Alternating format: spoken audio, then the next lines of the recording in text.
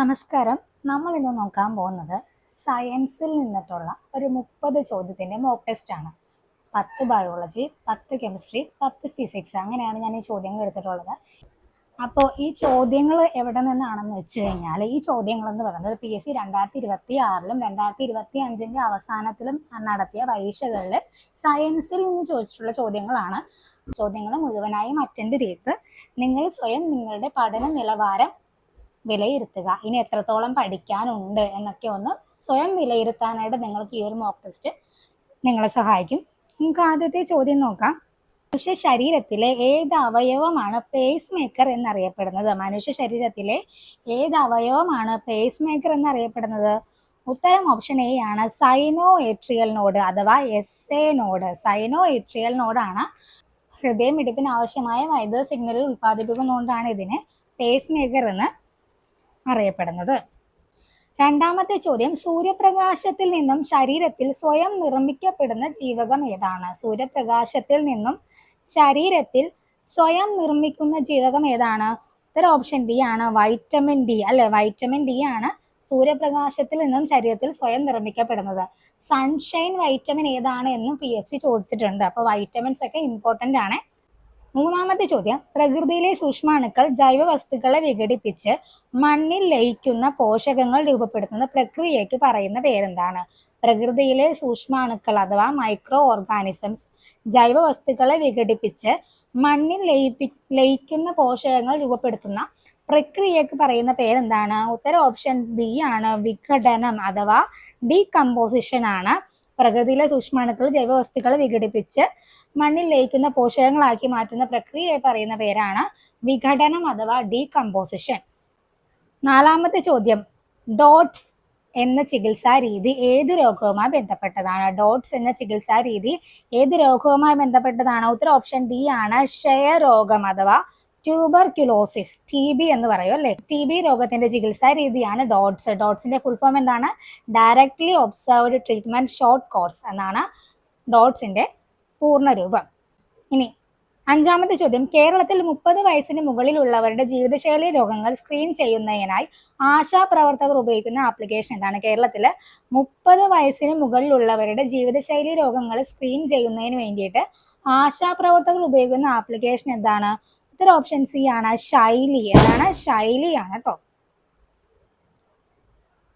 ആറാമത്തെ ചോദ്യം, ഒരു വ്യക്തിയുടെ രോഗപ്രതിരോധ ശേഷിയെ തകർക്കുകയും സെൽ മീഡിയേറ്റഡ് ഇമ്മ്യൂണിറ്റിയെ ബാധിക്കുകയും ചെയ്യുന്ന വൈറസ് ഏതാണ്? ഒരു വ്യക്തിയുടെ രോഗപ്രതിരോധ ശേഷിയെ തകർക്കുകയും സെൽ മീഡിയേറ്റഡ് ഇമ്മ്യൂണിറ്റിയെ ബാധിക്കുകയും ചെയ്യുന്ന വൈറസ് ഏതാണ്? ഉത്തരം ഓപ്ഷൻ ബി ആണ്, HIV ആണ്.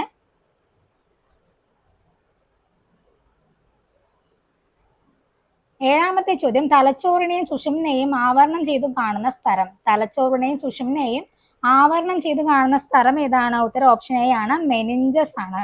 മെനിഞ്ചസ് ആണ് തലച്ചോറിനെയും സുഷുമ്നയെയും ആവരണം ചെയ്തു കാണുന്ന സ്ഥലം. അടുത്തത്, കാൽസ്യം കുറയുന്നത് മൂലം ഉണ്ടാകുന്ന രോഗം ഏതാണ്? കാൽസ്യം കുറയുന്നത് മൂലം ഉണ്ടാകുന്ന രോഗം എന്താണ്? ഉത്തരം ഓപ്ഷൻ ബി ആണ്, ഓസ്റ്റിയോപൊറോസിസ്. ഓസ്റ്റിയോപൊറോസിസ് ആണ് കാൽസ്യത്തിന്റെ അഭാവം മൂലം ഉണ്ടാകുന്ന രോഗം. ഒമ്പതാമത്തെ ചോദ്യം, കൊഴുപ്പടഞ്ഞ് രക്തധമനികളുടെ വ്യാസം കുറയുന്നത് മൂലം ഉണ്ടാകുന്ന രോഗം. കൊഴുപ്പടഞ്ഞ് രക്തധമനികളുടെ വ്യാസം കുറയുന്നത് മൂലം ഉണ്ടാകുന്ന രോഗമാണ്. ഉത്തരം ഓപ്ഷൻ സി ആണ്, അതിറോസ്ക്ലിറോസിസ്. അതിറോസ്ക്ലിറോസിസ് എന്താണ്? കൊഴുപ്പടഞ്ഞ് രക്തധമനികളുടെ വ്യാസം കുറയുന്നത് മൂലം ഉണ്ടാകുന്ന രോഗമാണ് അതിറോസ്ക്ലിറോസിസ്.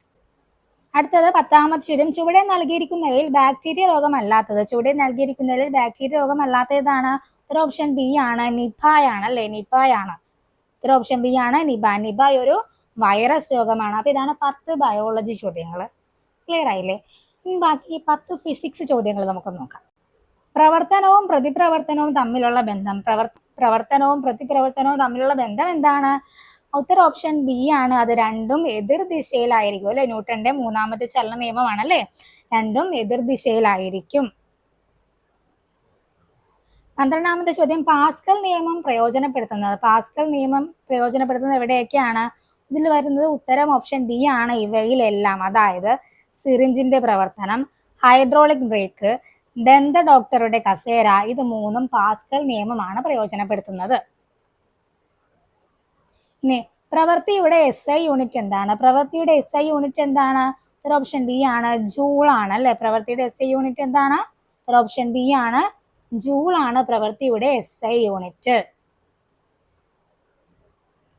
അടുത്ത ചോദ്യം, ഫോട്ടോ ഇലക്ട്രിക് എഫക്റ്റിൽ പ്രകാശത്തിന്റെ തീവ്രത വർദ്ധിക്കുമ്പോൾ, ഫോട്ടോ ഇലക്ട്രിക് എഫക്റ്റില് പ്രകാശത്തിന്റെ തീവ്രത വർദ്ധിക്കുമ്പോൾ എന്താണ് സംഭവിക്കുന്നത്?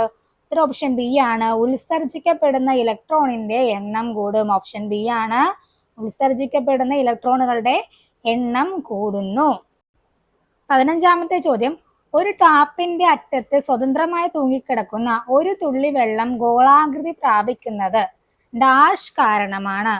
ഒരു ടാപ്പിന്റെ അറ്റത്ത് സ്വതന്ത്രമായി തൂങ്ങിക്കിടക്കുന്ന ഒരു തുള്ളി വെള്ളം ഗോളാകൃതി പ്രാപിക്കുന്നത് എന്ത് കാരണമാണ്? ഓപ്ഷൻ ബി ആണ്, പ്രതല ബലം മൂലമാണ്. പ്രതല ബലം. 16ാമത്തെ ചോദ്യം, താഴെ പറയുന്നവയിൽ മർദ്ദത്തിന്റെ യൂണിറ്റ് അല്ലാത്തത്, താഴെ പറയുന്നതിൽ മർദ്ദത്തിന്റെ യൂണിറ്റ് അല്ലാത്തത് ഏതാണ്? ഓപ്ഷൻ ബി ആണ്, kilogram metre per second square. Kilogram metre per second square ആണ് മർദ്ദത്തിന്റെ യൂണിറ്റ് അല്ലാത്തത്. 17ാമത്തെ ചോദ്യം സ്റ്റേറ്റ്മെന്റ് ആണ്. 2 സ്റ്റേറ്റ്മെന്റുകൾ കൊടുത്തിട്ടുണ്ട്. അൾട്രാവയലറ്റ് രശ്മികൾക്ക് ഇൻഫ്രാറെഡ് വികിരണങ്ങളെക്കാൾ കൂടുതൽ ഊർജമുണ്ട്.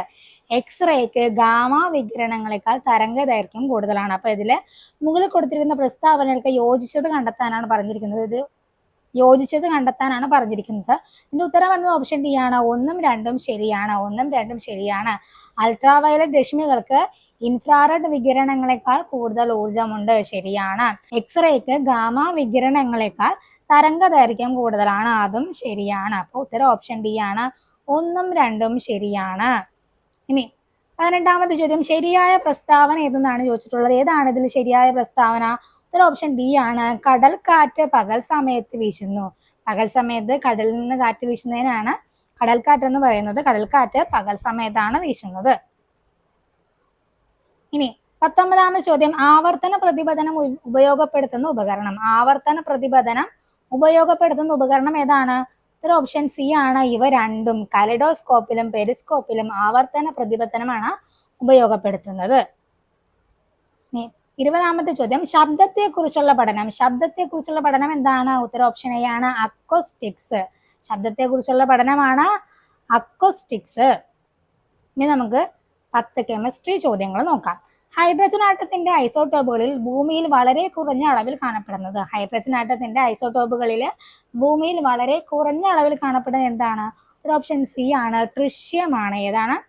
ഓപ്ഷൻ സി ആണ്, ട്രിഷ്യമാണ് വളരെ കുറഞ്ഞ അളവിൽ കാണപ്പെടുന്ന ഹൈഡ്രജൻ ആറ്റത്തിന്റെ ഐസോടോപ്പ്. 22ാമത്തെ ചോദ്യം, താപനില സ്ഥിരമായിരിക്കുമ്പോൾ ഒരു നിശ്ചിത അളവ് വാതകത്തിന്റെ മർദ്ദം വ്യാപ്തത്തിന് വിപരീത അനുപാതത്തിലായിരിക്കും. ഈ പ്രസ്താവന ഏത് വാതക നിയമവുമായി ബന്ധപ്പെട്ടിരിക്കുന്നു? വാതക നിയമങ്ങൾ ഇമ്പോർട്ടന്റ് ആണ്. താപനില സ്ഥിരമായിരിക്കുമ്പോൾ ഒരു നിശ്ചിത അളവ് വാതകത്തിന്റെ മർദ്ദം വ്യാപ്തത്തിന് വിപരീത അനുപാതമായിരിക്കും. മർദ്ദം വ്യാപ്തത്തിന് ഇൻവേഴ്സ്ലി പ്രൊപ്പോർഷണൽ ആണ് എന്ന് പറയുന്ന നിയമം, വാതക നിയമം ഏതെന്നാണ് ചോദിച്ചിട്ടുള്ളത്. ഉത്തരം ഓപ്ഷൻ എ ആണ്, ബോയിൽ നിയമമാണ്. ബോയിൽ നിയമമാണ് താപനില സ്ഥിരമായിരിക്കുമ്പോൾ ഒരു നിശ്ചിത അളവ് വാതകത്തിന്റെ മർദ്ദം വ്യാപ്തത്തിന് വിപരീത അനുപാതത്തിലായിരിക്കും എന്ന് പറയുന്നത്. ഇനി ആവർത്തന പട്ടികയിൽ 17ാം ഗ്രൂപ്പിൽ വരുന്ന മൂലക കുടുംബത്തിന് പറയുന്ന പേരെന്താണ്? ആവർത്തന പട്ടികയിൽ 17ാം ഗ്രൂപ്പിൽ വരുന്ന മൂലക കുടുംബങ്ങൾക്ക് എന്ത് പേരാണ് പറയുന്നത്? ഓപ്ഷൻ സി ആണ്, ഹലോജനുകൾ. ഹലോജനുകളാണ് 17ാം ഗ്രൂപ്പിൽ വരുന്ന മൂലകങ്ങൾക്ക് പറയുന്ന പേര്. 24ാമത്തെ ചോദ്യം, 1 ലിറ്റർ ലായനിയിൽ അടങ്ങിയിരിക്കുന്ന ലീനത്തിന്റെ മോളുകളുടെ എണ്ണം. 1 ലിറ്റർ ലായനിയിൽ അടങ്ങിയിരിക്കുന്ന ലീനത്തിന്റെ മോളുകളുടെ എണ്ണത്തെയാണ് മൊളാരിറ്റി എന്ന് പറയുന്നത്. ഓപ്ഷൻ സി ആണ്, മൊളാരിറ്റി ആണ്. മൊളാരിറ്റി ആണ്. 1 ലിറ്റർ ലായനിയിൽ അടങ്ങിയിരിക്കുന്ന ലീനത്തിന്റെ മോളുകളുടെ എണ്ണമാണ് മൊളാരിറ്റി. അപ്പോൾ വീണ്ടും ഒരു വാതക നിയമമായിട്ട് ബന്ധപ്പെട്ട ചോദ്യമാണ്. ഒരു അക്വേറിയത്തിന്റെ ചുവട്ടിൽ നിന്നും ഉയരുന്ന വായു കുമിളകളുടെ വലിപ്പം മുകളിലേക്ക് എത്തുന്തോറും കൂടുന്നു. ഇത് ഏത് വാതക നിയമത്തെ സൂചിപ്പിക്കുന്നു? ഒരു അക്വേറിയത്തിന്റെ ചുവട്ടിൽ നിന്നും ഉയരുന്ന വായു കുമിളകളുടെ വലിപ്പം മുകളിലേക്ക് എത്തുന്തോറും കൂടുന്നു. ഏത് വാതക നിയമമാണ്? ഓപ്ഷൻ ബി ആണ്, ബോയിൽ നിയമമാണ്. ഓപ്ഷൻ ബി ആണ്, ബോയിൽ നിയമമാണ്. 26ാമത്തെ ചോദ്യം, പാലിനാണോ തൈരിനാണോ pH മൂല്യം കൂടുതൽ? പാലിനാണോ തൈരിനാണോ pH മൂല്യം കൂടുതൽ? ഏതാണ്? ഓപ്ഷൻ എ ആണ്, പാലിനാണ് pH മൂല്യം കൂടുതലുള്ളത്. 27ാമത്തെ ചോദ്യം, ഗ്രാഫീൻ എന്താണ്? ഗ്രാഫീൻ എന്താണ്? ഗ്രാഫീൻ എന്ന് പറയുന്നത് കാർബണിന്റെ ഒരു അലോട്രോപ്പ് ആണ്. ഗ്രാഫീൻ എന്ന് പറയുന്നത്, ഗ്രാഫീൻ എന്താണ്? കാർബണിന്റെ ഒരു അലോട്രോപ്പ് ആണ് ഗ്രാഫീൻ. 28ാമത്തെ ചോദ്യം, ഹൈഡ്രജൻ എന്ന വാക്കിന്റെ അർത്ഥം. ഹൈഡ്രജൻ എന്ന വാക്കിന്റെ അർത്ഥം PSC ചോദിച്ചിട്ടുള്ളതാണ്. ഹൈഡ്രജൻ എന്ന വാക്കിന്റെ അർത്ഥം എന്താണ്? ഓപ്ഷൻ ബി ആണ്, ജലം ഉൽപ്പാദിപ്പിക്കുന്നത്. ഹൈഡ്രജൻ എന്നാല് ജലം ഉൽപ്പാദിപ്പിക്കുന്നത് എന്നാണ് അർത്ഥം വരുന്നത്. 29ാമത്തെ ചോദ്യം, താഴെ പറയുന്നവയിൽ കത്തുന്ന വാതകം ഏതാണ്? താഴെ പറയുന്നവയിൽ കത്തുന്ന വാതകം ഏതാണ്? ഉത്തരം ഓപ്ഷൻ ബി ആണ്, ഹൈഡ്രജൻ ആണ് അല്ലെ. കത്തുന്ന വാതകം ഹൈഡ്രജൻ ആണ്. ലാസ്റ്റ് ചോദ്യം, താഴെ തന്നിരിക്കുന്നവയിൽ അയിരിന്റെ സാന്ദ്രണവുമായി ബന്ധമില്ലാത്ത ഏതാണ്? താഴെ തന്നിരിക്കുന്നതിൽ അയിരിന്റെ സാന്ദ്രണവുമായി ബന്ധമില്ലാത്ത ഏതാണ്? ബന്ധമില്ലാത്തതാണ് ചോദിച്ചിട്ടുള്ളത്. ഓപ്ഷൻ ഡി ആണ്, ഉത്പതനം. എന്താണ്? ഉത്പതനമാണ്. ബാക്കി ലീച്ചിങ്, പ്ലവന പ്രക്രിയ, കാന്തിക വിഭജനം ഇതെല്ലാം അയിരിന്റെ സാന്ദ്രണവുമായിട്ട് ബന്ധമുള്ള പ്രക്രിയകളാണ്. അപ്പൊ ഇത്രയുമാണ് നമ്മുടെ 30 സയൻസ് ചോദ്യങ്ങൾ. ഈ 30 സയൻസ് ചോദ്യങ്ങളും PSC 2026 തുടക്കത്തിലും 2025 അവസാനവും നടത്തിയ പരീക്ഷകളിൽ നിന്ന് ഞാൻ എടുത്തിട്ടുള്ളതാണ്. അപ്പോൾ നിങ്ങൾക്ക് ഇത് മനസ്സിലായെന്ന് വിചാരിക്കുന്നു. അപ്പോൾ നമുക്ക് അടുത്ത ഒരു മോക്ക് ടെസ്റ്റ് വീഡിയോ ആയിട്ട് വീണ്ടും കാണാം. താങ്ക്